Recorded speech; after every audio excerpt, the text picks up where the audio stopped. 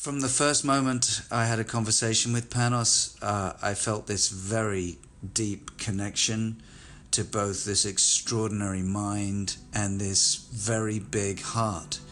Very, very generous in his nature around his work and his creation, very inclusive.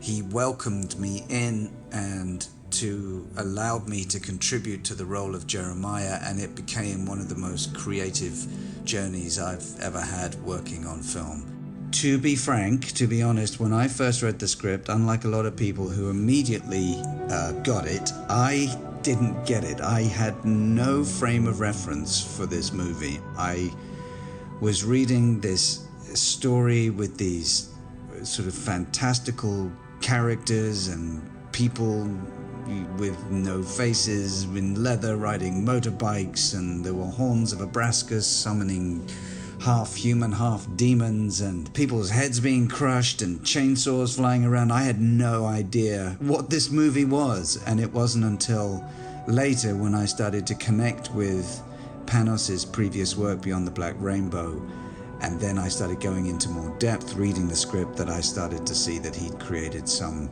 kind of extraordinary mythological adventure story, revenge story, that I kind of got the spirit of it. I think I'd say that Mandy is a phantasmagorical, mythological, allegorical revenge story that's filled with heart. And it might feel at times like you're entering a nightmare, but in the end it's a profoundly real and beautiful dream.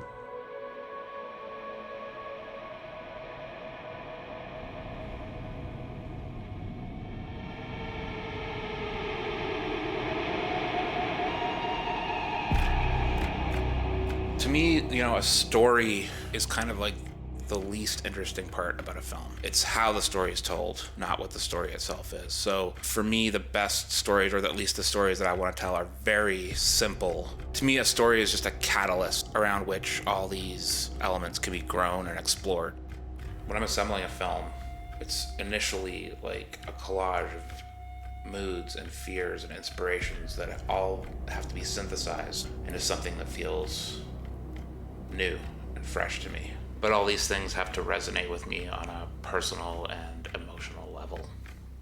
I think of each film as a kind of pop artifact, and every creative decision I make has that overarching concept behind it. It starts out as a straight-ahead revenge movie, but in the process of creating it, other genres make their presence known, and I give them voice. Started to want to exercise the sort of feeling of a fantasy world, and so I just let that go. I wanted to see horror elements come in because they felt natural to what I was writing, so I just let those happen. It was inspired by specifically all the stuff that I loved when I was a kid, like Fangoria, heavy metal magazine, heavy metal music, cover art for horror films that I wasn't allowed to watch as a kid. So, you'd look at these outlandish paintings on the cover and read the strange synopses on the back, and just your imagination would explode with possibility, and this film is an attempt to sort of recreate that. We got involved with the project when we saw Panos' first film, Beyond the Black Rainbow, in Los Angeles a number of years ago, and we tracked Panos down and made him meet with us at Cantor's Deli in Fairfax. And we told him that we thought he was one of the most vital filmmakers working, and that we wanted to be a part of whatever he wanted to do next, sight unseen.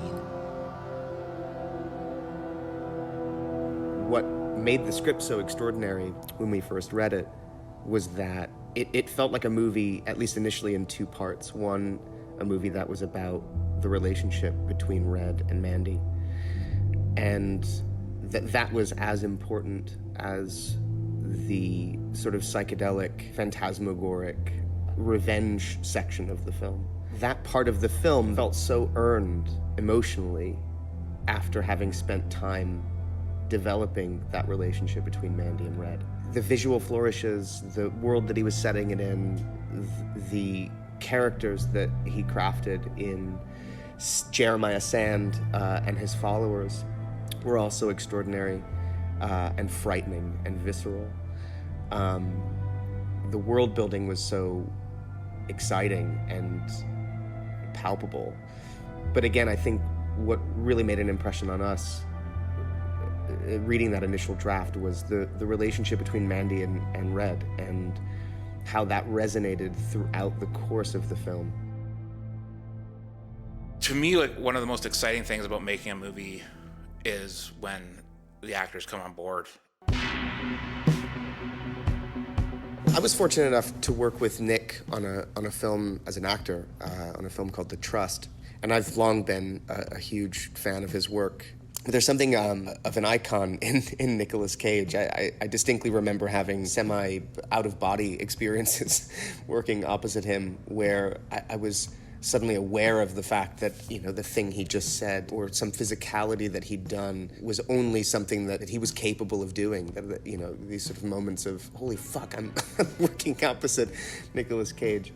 It was around this time that we were still in the process of putting Mandy together, and initially we had the idea for Nick to play the character of Jeremiah Sand. I recommended to Nick that he watch Beyond the Black Rainbow, and I explained that we were in the process of making Panos' next film, and I thought it was a film that he'd really respond to, and he went back home and he watched it. I think it really freaked him out. I think he's since said that it's given him nightmares that he can't quite get away from. From that relationship, we were able to put Panos and Nick together. Having read the script, and this is obviously Nick's story for him to tell, but he read the script and really connected with the Red character. Upon meeting with Panos, sort of said that he wasn't so interested in playing Jeremiah Sand, that he really wanted to play Red, which is not what Panos had in his mind at that moment. And over time, of course of a couple of weeks or a couple of months, I think all of us realized that we were out of our minds. And we reached back out to Nick. Having Cage in the movie was like a dream come true. I mean, he's for my mind, one of the great cinema performers of all time, a movie star in the sort of true sense of the word, a deep well of a character actor, totally fearless and creative in every way.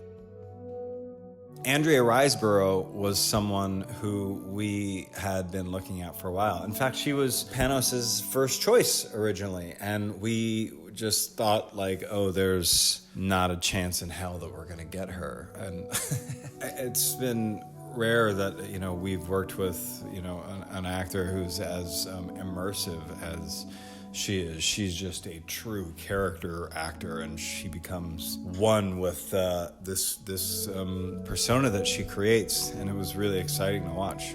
You get this sense of her inner life without any exposition, feel a sense of her past, someone who was probably quite damaged and misunderstood and not cared for, a real vulnerability and beauty. And Andrea, what a delightful human being, and what an extraordinary and versatile actress.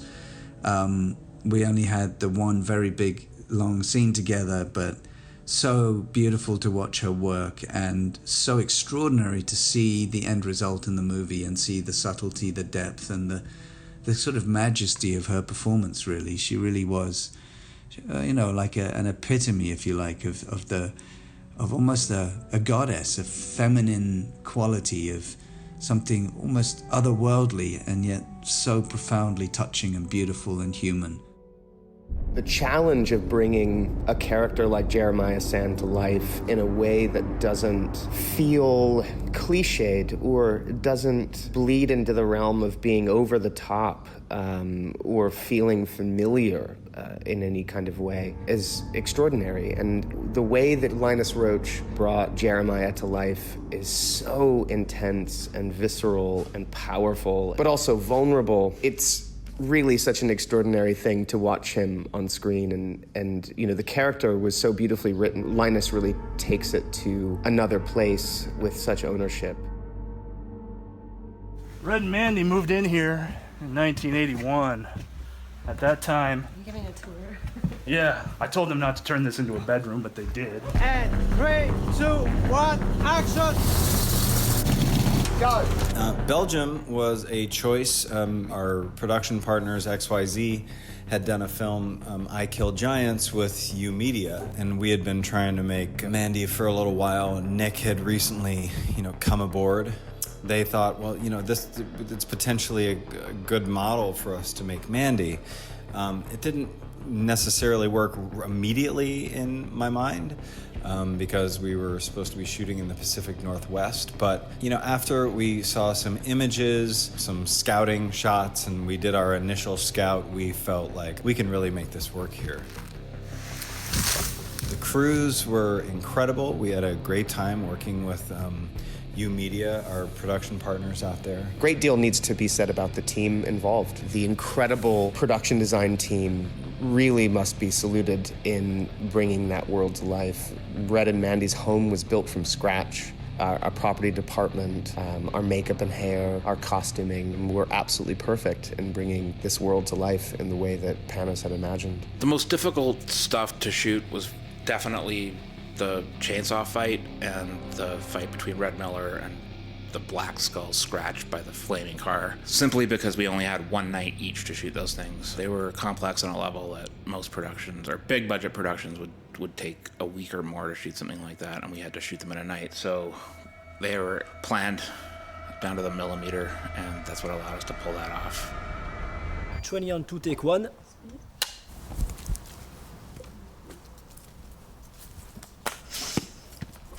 Two sausages coming up.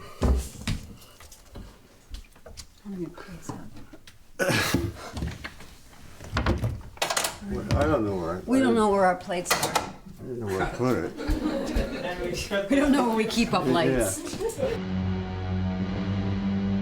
Everybody on the project, I think, realized that they had an opportunity to give something to a movie that would be a little bit different and a little bit extraordinary. I've been a huge fan of Nick my whole life, been very influenced by the movies he's made and the choices he's made as an actor. Very brave, daring, and diverse. Nick and I agreed from a very early point, right from the beginning, that we weren't going to socialize. We were going to keep it, to the tension between the characters on the set. And so we tell this story a lot, but we would sit on set together like a few feet apart and not speak a word to each other. And we would just be totally focused on the work. Probably some of my fondest memories aren't actually memories from being on set. They have to do with driving to and from set with, it was always a kind of a combination of myself, Panos, Ben Loeb, the cinematographer, and Aaron Stewart on the co-screenwriter. It was always a cool way for us to, kind of connect in the morning, or, for us to connect on the way home and talk about like how the day went for us and concerns, regrets. Those were kind of the special times for me. Panos casts a spell. His world is phantasmagoric, it's dreamlike, it's nightmarish, it's totally internal, it's abstract expressionism. I like Panos because he is a weirdo, unashamedly so, and an auteur. And I like him because he's uncompromising in his vision, but very kind and very collaborative and inclusive as an artist, as a person. And he's always open to perhaps an idea that he hasn't had. And he's very decisive. It's very quick to shoot with him because he knows immediately when he has something. Are you okay with "Did you rip my shirt"? Almost as a statement. Not "You ripped my shirt." You ripped my shirt. You ripped my shirt. Reminding her. Are you okay with that? He'd done this extraordinary, if you like, dissertation on the male ego and what it's like when it runs riot and when it takes a supreme power position and the sheer destructive nature of that force. And I realized quite soon, as I got deeper into the story, that Panos had built what was on one level a very entertaining film and slightly extraordinary and bizarre, but it was also very honest and truthful and real to a lot of the dynamics that exist in human nature, and particularly in the male ego and this drive for power, this lust, if you like, to be the one and only. And I thought he'd created this almost archetypal journey. One of the things that I think is incredible about this film is Panos' ability to hold a consistent tone throughout. Panos embraces everything that he likes in all different types of film, be it, horror, action, sci-fi, romance, comedy, whatever. The film Mandy is a pretty clear representation, a cinematic representation of who he is. It has a little bit of everything. Panos does something that we always aspire to, which is he takes elements that we associate with B cinema, B movies, junk cinema, as you might call it, and he gives those elements a kind of A-list treatment. So it's the best possible rendering of these pulpy ideas. It's true emotion, real beauty that give the film a kind of balance, a kind of grounding that you don't typically see in a genre film of this type.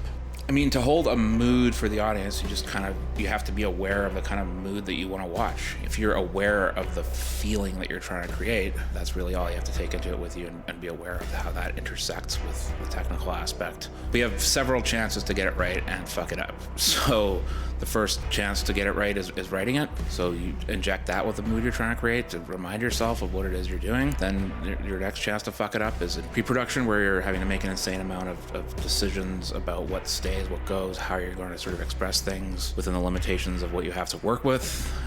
Then the shooting, which is the most critical, obviously, because that's where you're capturing, filming, the actual material you're gonna have to be working with when you go to edit. But once you get into the edit and into the sound design and the music, that's where you really get to sort of embellish tone and atmosphere, and really that's where it really comes to life. And that's, apart from working with actors, probably one of the most exciting parts of making a movie is seeing its final form.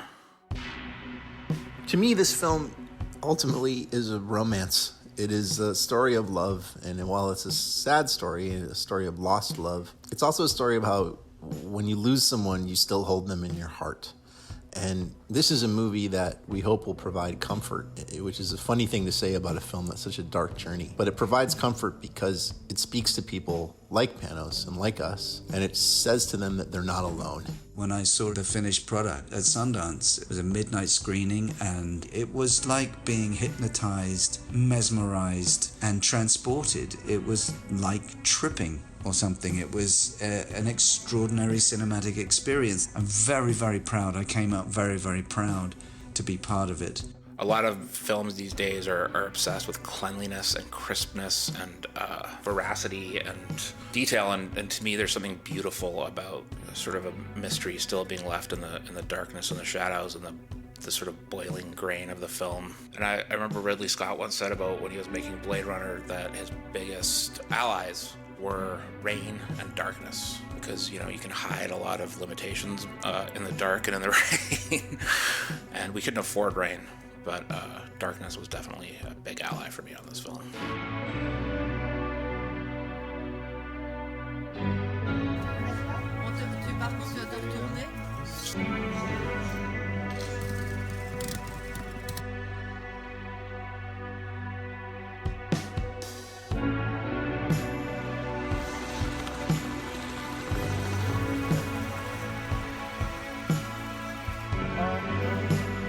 Pour les plongeurs, si vous m'entendez, il faut vraiment aller quasiment au milieu du lac.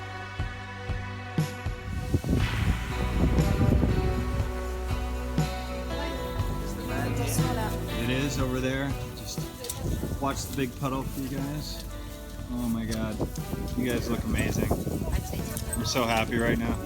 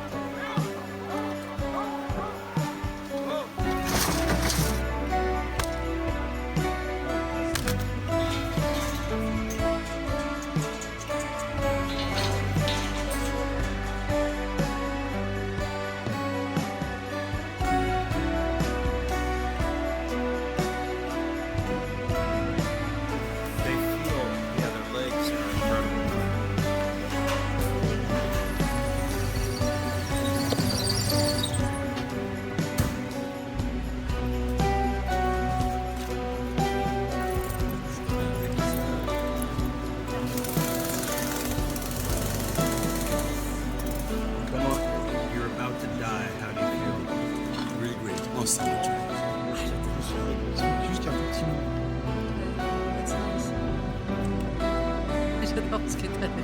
Ah, c'est bien.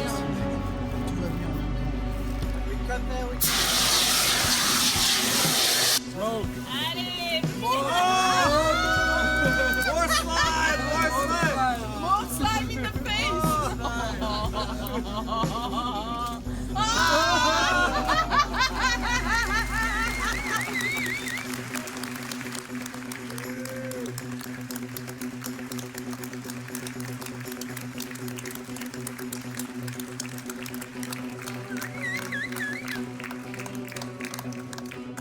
Hey guys, how's it going?